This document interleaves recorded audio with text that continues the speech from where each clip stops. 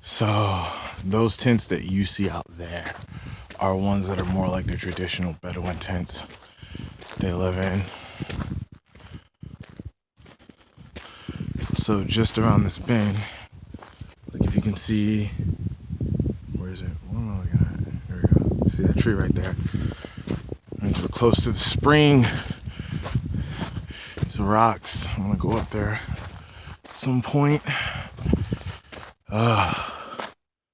This is some crows up there. Crows are a good way to find water if you're out far in the desert. But just because they know where water is, one, doesn't mean that you can get to it because they can fly. But two, it also doesn't mean you'll be able to drink it. One, they could be immune to it in a number of different ways. And two, it might not be a source that you can physically reach because crows are smaller. So you might even be able to see the water, but I mean, it's still useful. It's better than not knowing where water's at all. One problem at a time, right? And so we're getting close. And there's also a Nabatean rock that has a number of inscriptions on it. And I'll look into that more thoroughly as time goes on. I think I'm going to start kind of like studying the history of Wadidum in particular, even though it's not necessarily my focus or interest.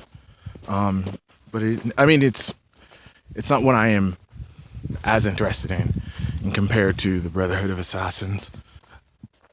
Excuse me. But like this is, who knows, maybe this was a place that the Brotherhood of Assassins used at one point, because they did have a kingdom out in this region, even though this is like more the farther reaches of it. So, and you can see from all of the tire tracks, this is an area where a lot of tourists come at different times, different points. And then that area over there is kind of like where they stage things for like the camels and other things. And so I'm about to kind of like walk over here to this spring and see what's what. Who knows, they might even get like enraged at me, like, oh, pay us money. And I'm like, nah, man, I live here. So, no. But we'll see. When I get closer, I'll take you guys up. And so here we are. We are at the, what's called the Nabatean. Oh, I can't wait till I can shave. What's called the Nabatean Rock. They have a number of ancient carvings on there. And as you can see, the alphabet is quite different than what you would find, or this is what they claim. They claim that it's Nabatean carvings. Now, what they are and what's said, I'm not entirely certain. Like, it's something that I want to look into and need to look into in order to ensure that what I'm saying is factually correct.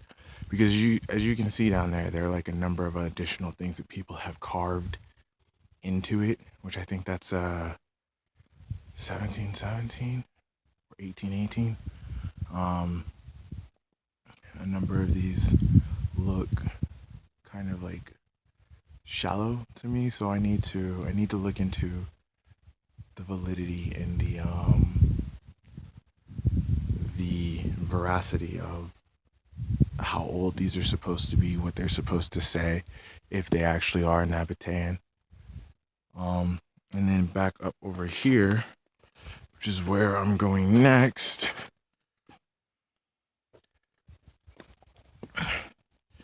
is Lawrence Spring. If you look on the other side of this, but then like again, like you see down there at the bottom, it says, not at the bottom, but near the top, and it says chaos. So like, it's like,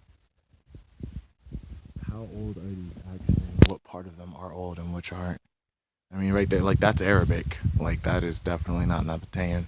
If you're looking, where is it? Right here, that's Arabic for sure. And the rest of that, who knows? That thing could be a map.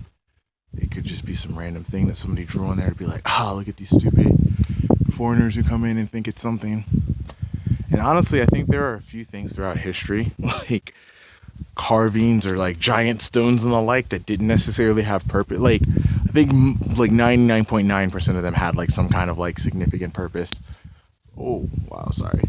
But then like there's just like 0.01% that like didn't, and it was just some dude named Talk who was like fucking around, and like his friend Mama, like he was like, Talk, what are you doing? He's like, Mama, like come over here, bro, go here. He's like, yeah, like what is it? And he's like, you see this giant stone? It's like, yeah, you've been carving at that thing for like the last 3 months.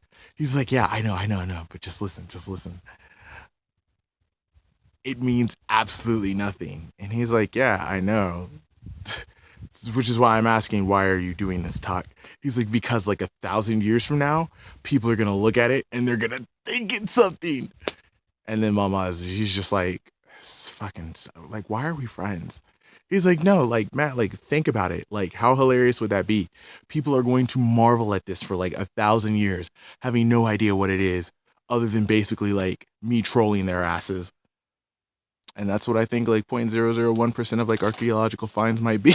Like, just a fucking prank for the future. All right, I'm about to head up this like little trail here.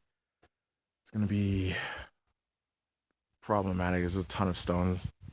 So, and I was even thinking about climbing up closer to those dogs in the back end earlier. The only issue is like there are a lot of tents down below where the other side is, and I didn't want to slip on a rock or a number of rocks and either hurt myself, but more importantly, I didn't want to cause like a small rock slide that would like destroy like their tents or harm individuals who might be in there. So this is where I'm at now. I'm about to make my way up to the spring, and we'll see if I live or die. I mean, it's problematic, but it's not like treacherous, so odds are I'm probably not gonna die.